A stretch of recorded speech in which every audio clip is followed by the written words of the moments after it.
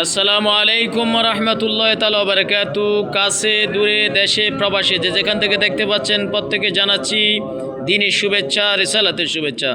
প্রিয় মুসলমান ভাই এবং বোনেরা, বিশেষ করে বাংলাদেশের দেশপ্রেমিক যারা দেশকে ভালোবাসেন, বিন জাতির গোলামি যারা পছন্দ করেন নাই, সবার উদ্দেশ্যে জানানো যাচ্ছে যে আপনারা অবশ্যই জানেন এই দেশের বীর সন্তান, বীর শ্রেষ্ঠ উপাধি এবং বীর বিক্রম উপাধি দেওয়া তাকে প্রয়োজন। আমাদের সবার এই দেশের রত্ন হাদি ভাইকে সন্ত্রাসীরা গুলি করেছে, তার সুস্থতার জন্য আমাদের দরবার শরীফে খতমে শেফার আয়োজন করা হয়েছে। খতমে শেফা চলতেছে, সবাই দোয়া করবেন আল্লাহ পাক যেন তাকে সুস্থতা দান করে, হায়াতে তৈয়বা দান করে। আর সে যে শহীদি তামান্না করেছে, তার কয়েকটা বক্তৃতা শুনলাম, যদি আল্লাহ পাক তার হায়াত থাকে যেন আল্লাহ পাক তাকে সুস্থতা দান করে।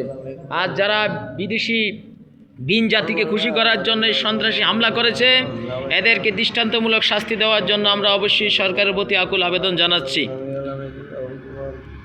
যারা দেশপ্রেমিক ভাই এবং বোনেরা, প্রত্যেকের প্রতি আকুল আবেদন থাকবে, আপনারা ঐক্যবদ্ধ হন। এই স্বাধীন সোনার বাংলাদেশে যেন কোন বিনদেশি শকুনদের নজর এই দেশে আর বাস্তবায়ন হতে দেওয়া হবে না ইনশাআল্লাহ। আল্লাহ পাক হাদি ভাইকে সুস্থতা দান করুক, আমিন। আসসালামু আলাইকুম রহমতুল্লাহ।